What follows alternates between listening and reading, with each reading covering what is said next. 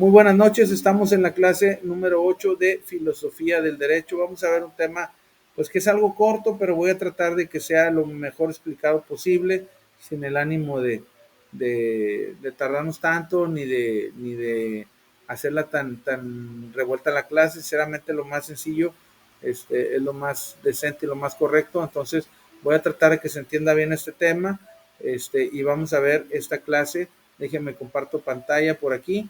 Y bueno, pues es la clase número 8 de Filosofía del Derecho. Y bueno, ahí ya saben, el libro base, pues es el de Eduardo García Maínez, que se llama La Filosofía del Derecho, que también pues tiene otro libro, que es el de Introducción al Estudio del Derecho, que también está muy bueno ese libro, también se lo recomiendo. Y bueno, vamos a ver ahí este tema. Siempre le realizo un resumen para que ustedes pues lo descarguen ahí en Word o en PDF, en PowerPoint, ahí de repente le varía un poquito. Vamos a iniciar con el tema eficacia del sistema normativo, positividad, vigencia, silogismo jurídico, expresiones jurídicas, procedimientos, principios del derecho, la naturaleza de las cosas y la equidad como integración. Eficacia del sistema normativo, positividad y vigencia. Les voy a leer un poquito lo que dice por ahí Eduardo García Maínez y luego ya lo vamos enriqueciendo, lo vamos ahí condimentando el tema con otros comentarios que sean alusivos a que se entienda mejor la clase. El sistema normativo es un conjunto de normas de conductas establecidas por los órganos del poder público para la realización de valores jurídicos. Perdón. Es el atributo de las normas creadas por los órganos del Estado con el propósito de regular sus propias tareas y el comportamiento de sus particulares. La vigencia aplicada a las disposiciones de cada sistema designa otro atributo de las últimas, su fuerza vinculante, positividad, pues hace referencia al hecho de que las normas han sido establecidas por órganos estatales y de vigencia a la obligatoriedad que esto les atribuye. El derecho vigente como orden regulador de la conducta humana, sus reglas de ordenación, requieren no solo de existencia del ordenable, sino de los encargados de establecer y aplicar las normas jurídicas, la existencia de la organización que determina la forma de los procesos creadores y aplicación de los preceptos. La vigencia, pues sabemos que es que una ley esté actual a un caso en particular, ¿verdad? Como lo estaba comentando en otra clase, el artículo, por ejemplo, 14, ¿verdad? Que te dice que no puedes aplicar una ley antigua, una ley vigente a un caso antiguo. Esto quiere decir que, les comentaba yo,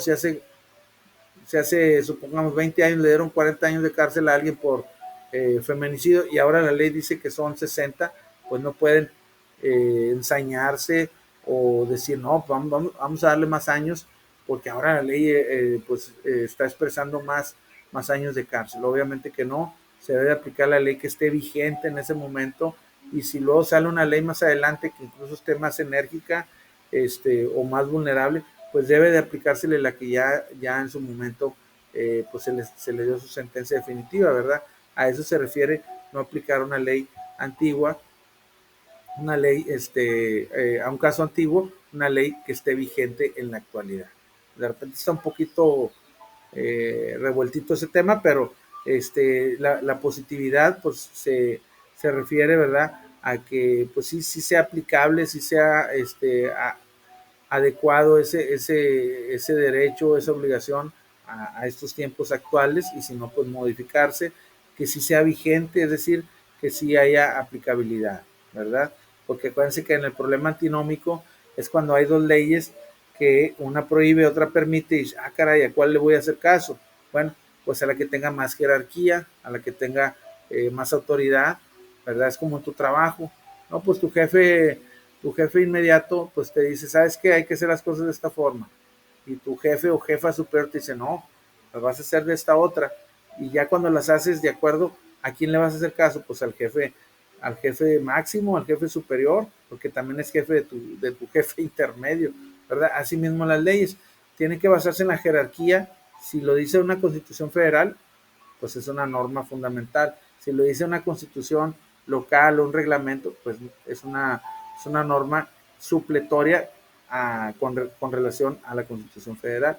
Entonces ahí es muy importante no confundirnos, ¿verdad? Siempre la orden que se debe seguir en un trabajo, pues es el que más autoridad tenga, ¿verdad? Aunque no le guste al jefe intermedio, que puede haber ahí ocultamente una inconformidad con su jefe superior y no lo haga saber y le moleste que un súbdito o alguien subordinado a él, pues no le haga caso y sienta que lo está brincando porque está siguiendo las órdenes de su mismo jefe, de él también. Pero bueno, así debe de ser. Pues el que tiene el poder, pues es el que manda y es el que encargado de darte el trabajo y de pagar. Así que pues a él hay que hacerle caso, ¿verdad? Incluso hasta un albañil, ¿verdad? Va a una casa y sabe que me va a pintar de color azul la casa y llega el dueño y dice, no, yo la quiero amarilla. ¿Quién le va a pagar? No, pues yo soy el dueño de una casa, yo le pago, yo soy el de la autoridad. Pues bueno, la pintamos amarilla, ¿verdad? Porque pues a lo mejor uno de sus hijos quería azul, pero no es el dueño y no es el que va a pagar. Entonces, así mismo, en todos los niveles podemos seguir poniendo ejemplos.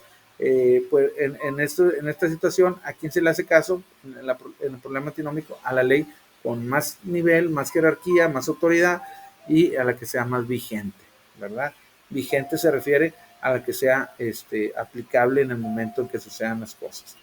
Bueno, de ahí pasamos al otro tema, nociones de cumplimiento y aplicación. Les voy a leer un poquito lo que dice Eduardo García Maínez. Dice, la eficacia en la órbita del derecho se manifiesta en dos especies de actos, los de cumplimiento y los de aplicación. Los de cumplimiento pues designan obediencia a las normas, al sistema ordenador para los particulares a quienes se dirigen.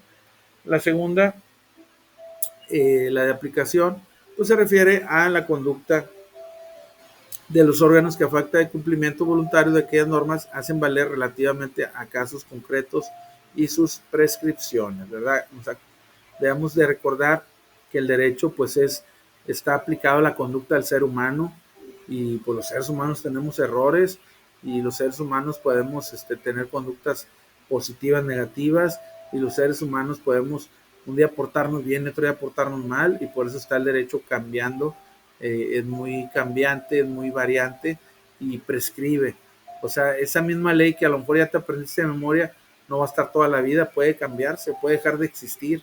Entonces, lo que hace el abogado es saber, según el área, qué código va a consultar, qué artículo tiene que verificar y estar enterado que las leyes se actualizan, ¿verdad? Se actualizan, es como los médicos, ¿verdad? Sale un virus nuevo y pues desconocen, se tiene que actualizar y estudiar el nuevo virus, así un abogado tiene que actualizarse, estudiar el nuevo código porque ya vienen otras conductas que antes no había, ¿verdad? Cuando no existía internet, pues nadie te robaba los datos nadie te hackeaba, pero ahora sí, pueden tener a veces te mandan ahí, algunas ligas, algunas aplicaciones que no sabe uno, le das a todo que sí aceptas todos los términos y de ahí te pueden sacar tu información, y por eso ya hay una policía cibernética, por eso ya hay otras actitudes desvío de recursos y demás, ¿verdad? De fondos monetarios, que se van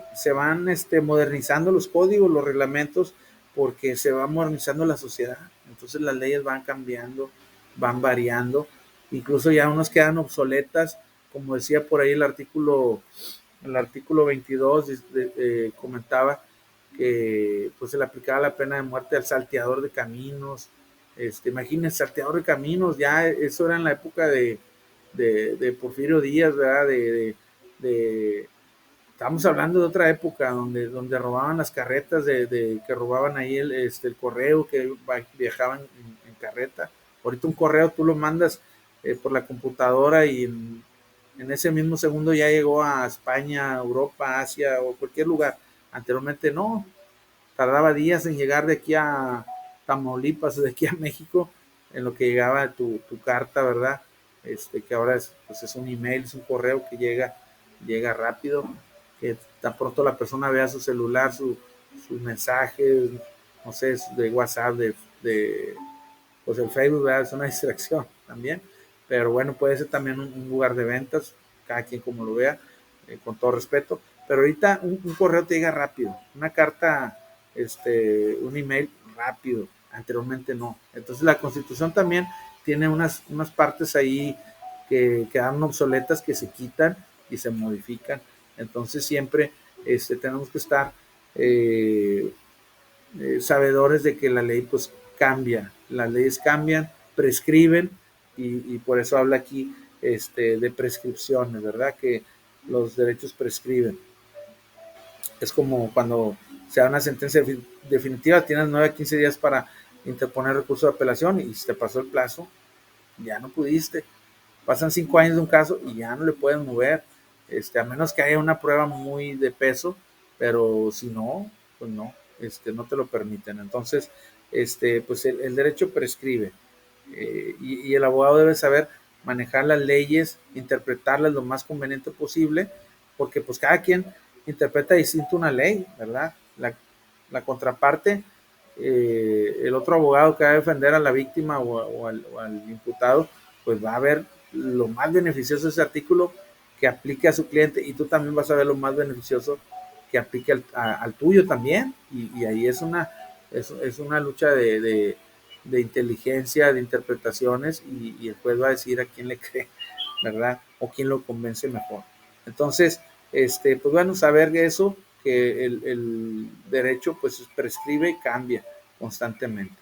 Bueno, los silogismos jurídicos se componen de dos premisas: una conclusión, nos dice García Maínez, que es válida desde un punto de vista formal, y pues bueno, no importa las correcciones o verdades materiales de las premisas, la aplicación del derecho puede siempre ser considerado como una explicación lógica, ¿verdad? Un silogismo, pues hay una premisa mayor y una premisa menor, y de ahí se da su aplicación en la ley, ¿verdad? La interpretación de las expresiones jurídicas, ahí hay que entender eso de los silogismos, de los problemas antinómicos, de los problemas de las leyes en el tiempo y en el espacio, que habla García Maínez, ¿verdad? Que deben de atender a todo ese tipo de cosas, que a lo mejor son como cuando lees la Biblia, ¿verdad? Que te hablan en parábolas, ¿verdad? Algunos textos bíblicos que tienes que interpretarlos, y que cada quien los va a interpretar de manera distinta, así las leyes. Habrá unas que son muy genéricas, se entienden, y otras que cada quien le va a dar su interpretación. Por eso este tema, interpretación de las expresiones jurídicas, pues cada persona va a interpretar distinto el artículo, o a su conveniencia o a su beneficio, va a tratar de imponer su criterio. Entonces, todos los problemas relacionados con los procesos de creación, aplicación de normas, exigen el conocimiento ya sea de los preceptos que regulan las actividades, de las normas, o los preceptos que se deben de por ahí aplicar unos a otros en las formas de expresión. Lo cual revela el carácter indirecto de su conocimiento. Para establecer con rigor lo que el verbo interpreta, significa el mejor método consistente en descubrir los elementos de cualquier expresión, ¿verdad? El verbo, a lo mejor ahí hasta nos tenemos que ir cuando veíamos la materia de español, ¿verdad? Que nos hablan sujeto, predicado, verbo, sustantivo, ¿verdad? Núcleo del sujeto, estamos hablando ahí, o núcleo del predicado, que era el verbo. El verbo, ¿qué es? Es la acción, ¿verdad? Si no sé si recordamos la acción dentro de la oración. Entonces, cuando lo adjuntamos a lo jurídico, vamos a interpretar el verbo, o sea, la acción, ¿sí? La acción del sujeto, del ser humano, lo vamos a interpretar para verificar en qué artículo encuadra, en qué ley puede embonar ahí esa acción, ese verbo dentro del aspecto jurídico. Entonces dice Edmundo Husserl, él comenta, un jurista de prestigio, que toda expresión verbal o de cualquier otra especie hay que distinguirla un aspecto físico, la materialidad de las cosas, y las palabras, lo sensorial, lo perceptible, ¿verdad? Los sonidos, el lenguaje hablado. Como ya les comentaba ahí en Psicología del Derecho, ¿verdad? Que, por ejemplo, en Estados Unidos, ¿verdad? Y España, que el polígrafo pues es algo muy aplicable para detectar mentiras en las personas, que les hacen 10 preguntas, 5 que van a decir que sí, 5 que no, y van a verificar ya luego preguntas sobre el caso que quieren saber, la dilatación de la pupila, el ritmo cardíaco, el ritmo respiratorio y demás, para determinar con indicadores si está mintiendo o está diciendo la verdad. Que yo por ahí les comentaba que pues tiene un 85% de confiabilidad esa prueba en Estados Unidos y en España. Aquí en México es anticonstitucional, como les decía, o a menos que una de las partes lo proponga y el juez lo acepte, y va a tener la validez que el juez le quiera dar a lo que es la prueba del polígrafo, ¿verdad? porque hay mentes muy brillantes que lo pueden vencer también, y habrá otras que sí caen redonditos a lo que el polígrafo dice. Entonces, pues bueno, ahí se deben de ver en las expresiones jurídicas lo que establece un testimonio, lo que establece un interrogatorio, que bueno, cada quien entiende distinto una ley, un artículo, un reglamento, ¿verdad? Bueno, cada quien tiene su interpretación, por eso hacemos los foros, ¿verdad? Para que se haga esa lluvia de ideas, y yo los leo y veo que de un texto alguien pensó de una forma, alguien de otra, y vamos aprendiendo todos de todos, ¿verdad? De sus puntos de vista, que sí son bien interesantes. Bueno, procedimientos de integración, ya casi para terminar, habla de la analogía, es la similitud que hay, ¿verdad? La analogía. Consiste en atribuir a situaciones parcialmente iguales las consecuencias de derecho que la ley enlaza. Una de ellas están previstas por el legislador. ¿El legislador quién es? Obviamente es el que crea las leyes, el diputado o senador. Lo importante es percatarse de que ello equivale a una fórmula, una norma, un supuesto abstracto de características jurídicamente relevantes en ambos casos. Y bueno, se habla de una integración analógica de una laguna. Una laguna es cuando la ley carece de algo, ¿verdad? Cuando dicen, tiene lagunas mentales, o sea, se le olvidan las cosas, así, ¿verdad? Entonces una laguna pues es algo que, un hueco, un vacío jurídico, algo que no está tipificado, legislado, algo que a los legisladores se les pasó anotar ahí, el que haga esto le va a suceder esto o lo otro, ¿verdad? No sé, tantos salarios mínimos o tantos años de cárcel al que daña a otra persona de tal o cual forma, ¿verdad? Porque a lo mejor nunca ha sucedido, y cuando sucede, entonces ya se integra una ley, ¿verdad? Y de esa manera se cubren las lagunas del derecho. Y bueno, principios generales del derecho, dice que es un principio general del derecho la igualdad, ¿verdad? Es de las más importantes, ¿verdad? La igualdad, como lo dice el artículo 4 de la Constitución, hay igualdad jurídica entre el hombre y la mujer, ¿verdad? Entonces ya no hay excusas de que pues tienen más derechos o tienen más obligaciones. Ahí lo dice claramente la ley, que tenemos los mismos derechos y obligaciones. Aunque vemos que todavía, con todo respeto, pues se han manifestado, ¿verdad? Las personas que quieren todavía más derechos de cierto género, ¿verdad? De hombre o mujer. Está bien, están en su derecho de expresión, de asociación, de reunión, pero pues ahí está muy claro, la ley lo dice, hombre y mujer son iguales, y si somos iguales jurídicamente tenemos las mismas oportunidades, los mismos derechos y obligaciones. Los demás son costumbrismos, o son cuestiones morales, o son prejuicios, o son convencionalismos, de que en ciertos trabajos se ocupe más al hombre, en ciertos trabajos más a la mujer. Pues ya son cuestiones morales de los jefes también, de las empresas, que así designan, pero jurídicamente hablando hay igualdad en teoría, ¿verdad? Falta que en la práctica así sea. Y bueno, lo que justifica tal forma de integración es una razón jurídica común para ambos casos. De acuerdo a Norberto Bobbio, italiano, este jurista italiano, dice que son tres las cuestiones básicas de este concepto: el de naturaleza, el de fuente y el de validez, ¿verdad? Y según Bobbio, Norberto Bobbio, los principios generales que hacen uso de sus propósitos hermenéuticos son integración, naturaleza, normativa. Y ahí les investigué ese concepto, que no es muy común, la hermenéutica, porque viene ahí dentro de los cuestionarios que les pongo, que es la hermenéutica, pues es la interpretación correcta de los textos, ya sean de carácter sagrado, filosófico o literario, o cualquier otro texto, donde se interprete de la mejor manera posible lo que dice ahí, pues ese texto. Y a veces hay ¿cómo decirlo?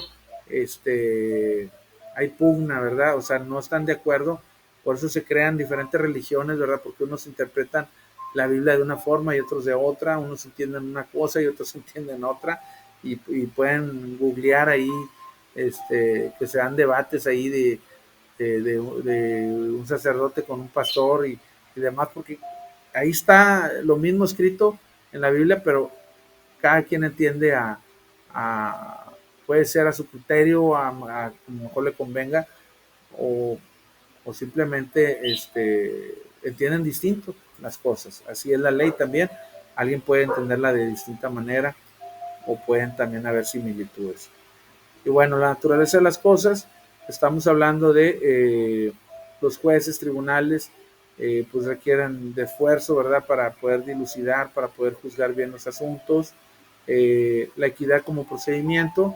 Ahorita tenemos que ser muy cuidadosos y yo pues me disculpo si a veces sin maldad, ¿verdad? Se me pasa, pero ya el lenguaje inclusivo, pues si podemos hay que aplicarlo, ¿verdad?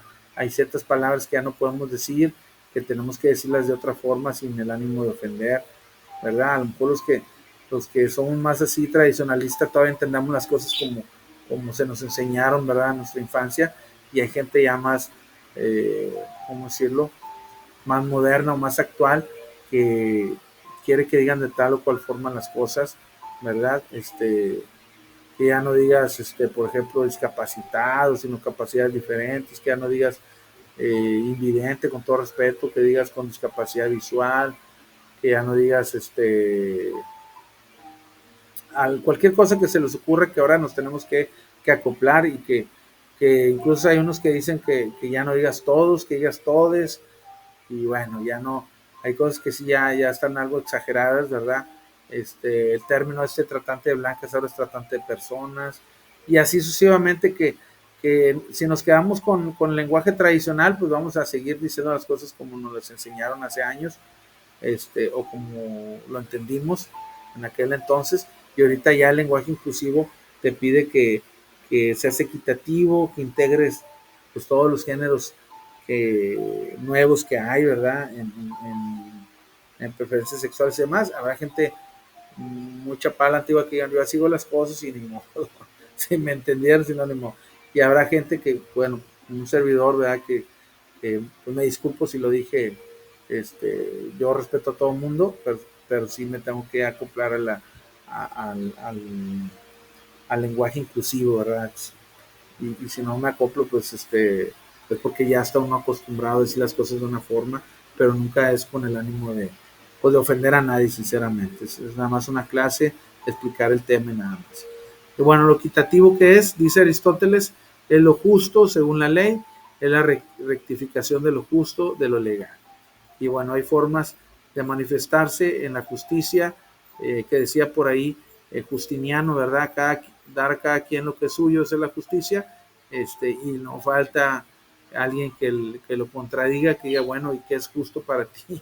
Siempre va a haber algo, ¿verdad? Es como cuando comentas algo en el Face, no sé, algo que en ese rato se te ocurra, y de rato no falta quien analizó con lupa, con lujo de detalle, y te dice, no, mira, esto así, ya está, y lo contradigo, bueno, pues hay que respetar, ¿verdad? A veces ya mejor ignoras, porque si no es un cuento nunca acabar, estarle queriendo que te entiendan tus razones, ¿verdad?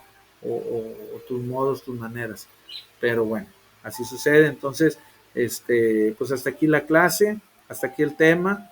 Todo lo hago con la mejor intención de que se explique el tema de la mejor manera posible y sin ánimo de ofender a nadie, ¿verdad? Con todo respeto para los que escuchan la clase. Y bueno, pues hasta aquí este tema. Les encargo que pues, realicen su actividad, ¿verdad? Déjenme ver que ya para terminar, qué actividad se les encargó esta semana. Creo que fue un cuestionario. Déjenme lo busco aquí rapidito, nada más para recordarles cuál es la actividad de esta semana. Filosofía del derecho. Aquí tengo otras materias, garantías, derecho individual al trabajo, psicología del derecho. Son materias que gustosamente impartimos en otros tetramestres, ¿verdad? Este es el tetramestre más avanzado que doy, octavo. Doy también en tercero, doy en quinto, en sexto. Bueno, en esta semana es una actividad, para entregar. Es un glosario, 5 a 10 conceptos de definiciones que ustedes quieran anotar allí, como ese de hermenéutica, como ese de equidad, como ese de igualdad, cualquiera que se les ocurra, con su portada, y ahí lo suben por favor, y ya con eso es la actividad de esta semana, ¿verdad? En Word. Vence el domingo, pero normalmente les doy hasta el martes, ¿sí? Bueno, pues ahí disculpen que ya llevamos varias clasitas seguidas, pero todos lo hacemos con gusto. Terminamos hasta aquí la clase y que pasen muy buenas noches. Muchas gracias ahí al compañero que se conectó, al compañero René Martínez. Gracias y bueno. Muchas gracias. Sí, a usted muchas gracias. Buenas noches. Buenas noches, hasta luego. Gracias, hasta luego. Muchas gracias a los que ven la clase en YouTube. Ahí estamos para servirles, para revisarles, para valorarles bien sus actividades y que pasen bonita semana. Hasta pronto.